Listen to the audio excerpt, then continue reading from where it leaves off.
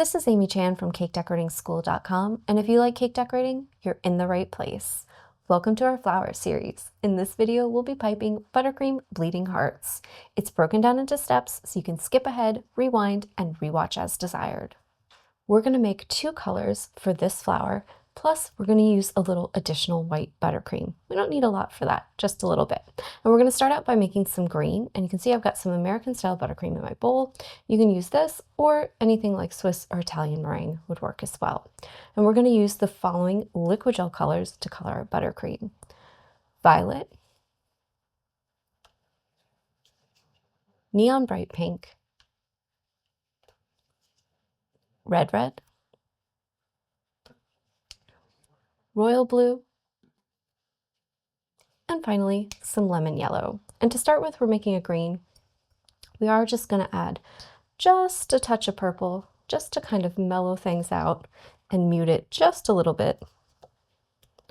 And I'm going to start just with kind of equal parts blue and yellow. I just want a nice green. It doesn't necessarily need to be, oh, sorry, that drop of yellow was a little small. It doesn't necessarily need to be a specific shade, just a nice green. I just want to kind of mute it just a tiny touch. So I'm just going with adding a tiny touch of purple because that'll have some red in it.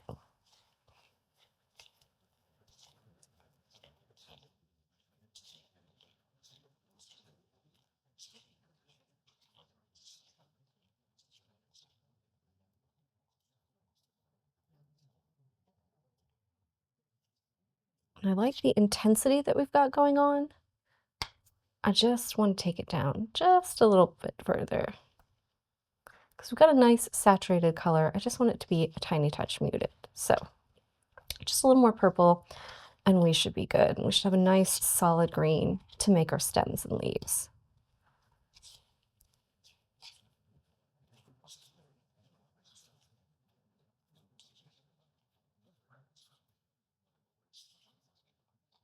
There we go. That's looking lovely.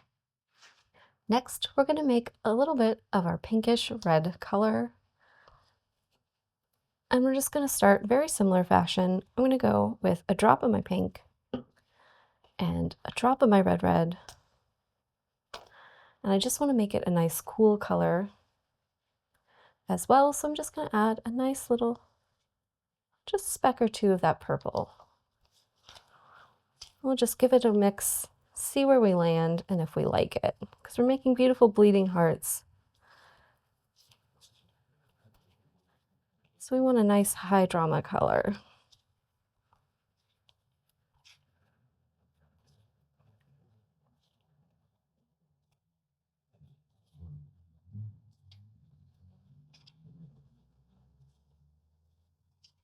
There we go. We've got a nice, beautiful kind of in between, somewhere between a berry and maybe a wine color, and that's going to be a great one for us.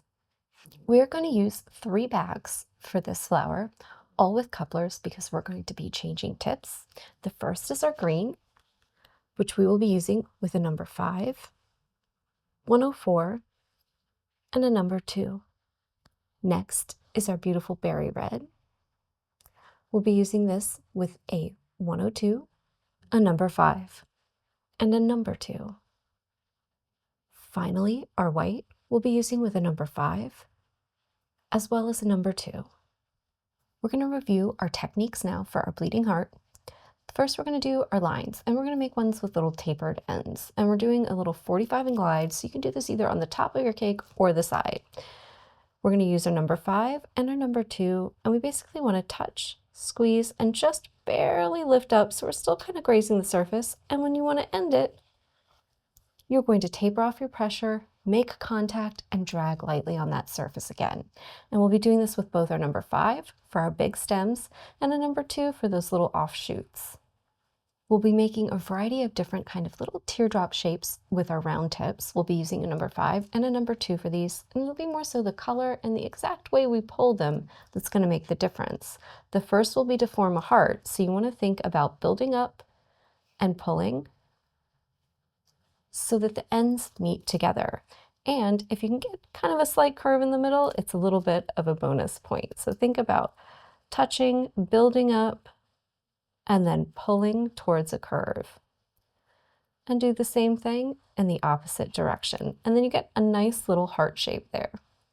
Next, with our number 2s, we're going to do both some curved ones and some straight ones. And for these curved ones, we just want to make a little teardrop and then swoop up on the end. So think about making a little hook.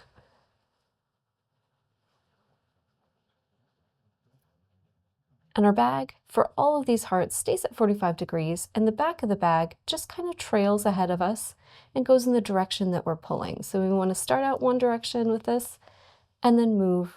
And just think of it like a little smile shape is a great way to imagine it. And if you do that, you'll get a nice, gentle little curve. The straight ones we'll be doing with our white and our number 2. Same motion, 45, let it build up as you lift up, and then pull down and away in the direction that you want to go. We'll also do the opposite and pull down with our red and our number 5. For our petals, we're going to do classic teardrop shaped petals. We're going to hold at 45 degrees. The back end of the bag is just going to be dependent on where we are in our cake and how we need to rotate it to be comfortable. Typically, it would kind of be like off to 130, but you might need to change a little bit to get yourself in at the right angle. And our goal with these is to do 2 petals next to each other so that we make a little heart shape. So you might need to just change up the angle on the back end of the bag so we get a nice little heart shape that has those kind of little ridgy fans to it at the top. For the leaves on this one, we're going to use our 104 tip, and we're going to have it kind of almost at 90-degree angles. And this is going to allow us to draw jagged little lines. And you want to think about making some of them shorter and some of them longer. And then we can join these little segments together to make bigger leaves. And it gives us leaves with these kind of little spiky segments to them that we can lengthen out or make nice and short and fat. To take those techniques and put them all together to create our bleeding heart, we want to start with our stems. So we're going to go with green, our number 5, and we're just going to draw a nice stem. And you want to think about it kind of coming up, give it a little curve or 2 before it trails off. And you can always do more than one stem nested together if you want. Depends on how big your area is, but you can see this is a great way to kind of do a nice little picturesque grouping across the top of the cake. You can kind of follow the top of the cake slightly and make some smaller ones underneath, and it'll leave you a great little negative space off to the side to do some writing if you want. Once you've got your stems in place, you want to change to your number 2 and add those little branches or little offshoots, the ones that are going to hold your flowers for you. And the key here is not to make them too close together. So they're probably going to be about 1.5 inches apart, because we want to leave room for each flower and also some negative space between. So get all those little green little offshoots on there. Do all of your stems if you need to. And then we're going to pick up our bag of white that has our number 5, and we're going to pipe a nice little heart on each of those stems, except for maybe 1 or 2 on the end. Leave those blank for now. And then we'll change to the number 2 tip, and we're going to do that teardrop going up. So our white heart connects to our little white teardrop at the bottom, and that's going to give us kind of the start of our little characteristic shape. Do those for all of your flowers, and then we're going to grab our bag of red with our 1 or 2, and that's where we're going to do our 2 little heart petals. We're going to go right on top, and this is going to give our blossoms some depth and allow those little ridges to kind of really stand out. Give them a little bit of curve, a little bit of flow and motion, and we're going to leave a little bit of white poking through at the bottom, and that's why we did that heart to begin with. So we don't want to cover up the whole of that white heart with our red. Go and do that for all of your little full blossoms and change to the number 2 tip. We're going to use that to kind of finish up the bottoms. We're going to start out to the side and curve to the middle. And this is going to leave us that kind of like upside down V-shaped opening there where we have that white peeking through, and it looks like that red top of the blossom is opening up to reveal what's inside and making that little, I don't know, almost like crying teardrop coming out the bottom. We're going to pipe some little closed buds. So we're going to grab our red and a number 5 tip, and we're going to go upside down and pull right there on the ends anywhere we need to. And finally, we're going to go in with our leaves and our greens. So we're going to change to our 104, come back here and do some nice spiky leaves anywhere we need to. They can be short and a single grouping, or you can do multiple little segments on them. I like to do trios, so think 1 up high and maybe 2 down low. If you need to, use a line with your 104 to connect them all together, and you can always do a little shorter one off to the side, but that's more about how much negative space you need, how much you need to fill up the area, or if you need to cover up any of your work down there that maybe wasn't quite perfect. And that is how we're going to make our bleeding heart. To start our bleeding hearts, we're just practicing on a little plexi. If you don't have that, grab an extra spare cake board. The grease resistant coated ones are especially nice for practicing some techniques on when you need to. We're starting out with our number 5 on our green, and we're just going to touch the surface lightly down over here in the corner. Lift up as we squeeze, dragging just above the surface, barely grazing it, and then tapering off our pressure at the end. And for now, I'm just going to do 1 stem to demonstrate, but don't forget, if you're making big designs, you can always have multiple stems coming off, and they can even go in multiple directions. Now we've changed to our number 2 tip, and we're just going to put those little offshoots, those little branches coming out from our stem. And we want to just start at our stem and pull down, give it a little bit of a curve. We want to go about 1.5 inches apart. We don't want them too close together because we want to leave some space between them. And they don't have to be exactly the same width. And then over here at the end, these are going to be just my little buds. So they can be a little closer together. Just get those little stems in there. Next, number 5, our white, and we're going to do our little heart, and we're going to go with trying to curve it in a little bit. If that feels difficult right now, just pull straight ones. They'll still look nice.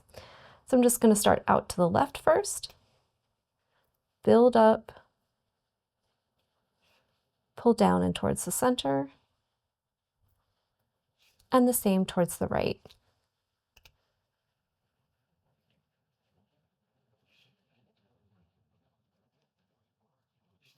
Do that one.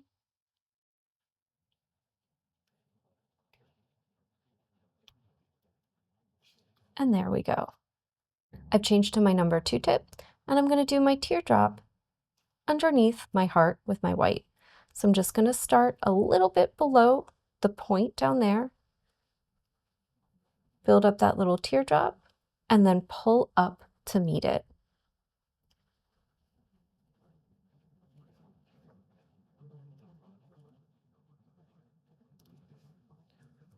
Next, we're going in with our lovely kind of berry wine-colored red. We're going to start here, and we're going to pipe directly on top of our white hearts. So it might feel a little bit, not dangerous, but a little bit scary.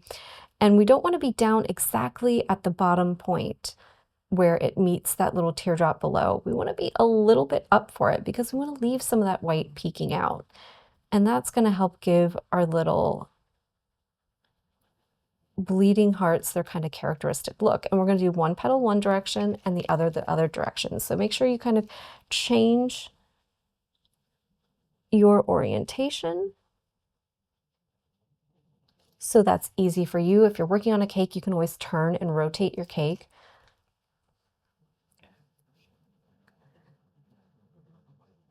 And we're just going to do one out to the left on each. And out to the right. You can see we've already got that nice kind of bold contrast between the white and our beautiful dark red color. And this kind of gives our little bleeding hearts a little bit of a relief look, where they have a little bit of kind of body and those little ridges kind of stand out on them. And it reminds me of the actual flowers.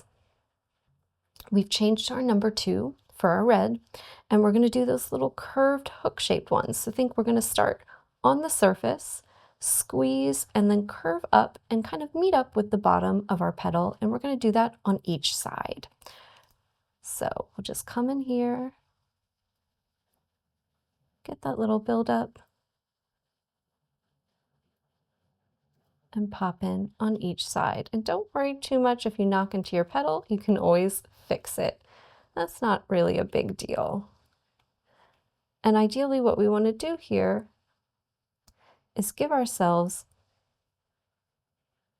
that nice little kind of triangle of white peeking out underneath. And that's going to give us a characteristic little shape of these kind of blooming out and letting that little teardrop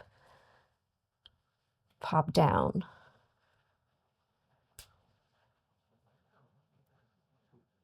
So just nice and careful, nice and slow, and that gives us a beautiful little finish there. For our 2 little stems here on the end, we're using our number 5 with our red, and we're just going to do those nice little long tapered teardrops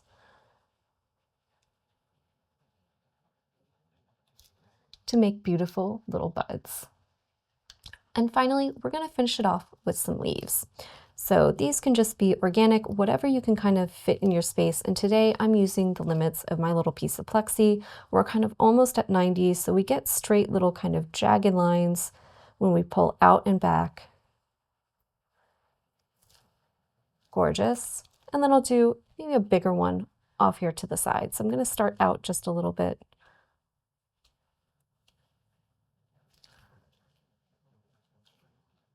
Connect it with a line if you need to.